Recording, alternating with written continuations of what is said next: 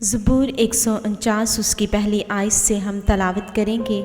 خداوند کی حمد کرو، خداوند کے حضور نیا گیت گاؤ اور مقدسوں کے مجمع میں اس کی مدح سرائی کرو۔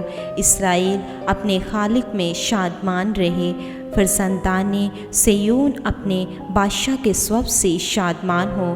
وہ ناچتے ہوئے اس کے نام کی ستائش کریں، وہ دف اور ستار پر اس کی مدح سرائی کریں، تاکہ خداوند اپنے لوگوں سے خوشنود رہتا ہے، وہ حلیموں کو نجات سے زینت بخشے گا۔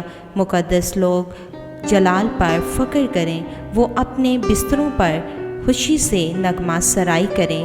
ان کے منہ میں خدا کی تمجید اور ہاتھ میں دودھاری تلوار ہو، تاکہ قوموں سے انتقام لیں اور امتوں کو سزا دیں۔ ان کے بادشاہوں کو زنجیروں سے جکڑے اور ان کے سرداروں کو لوہے کی بیڑیاں پہنائیں، تاکہ ان کو وہ سزا دے جو محکوم ہے۔ اس کے سب مقدسوں کو یہ شرف حاصل ہے۔ خداوند کی حمد کرو، آمین۔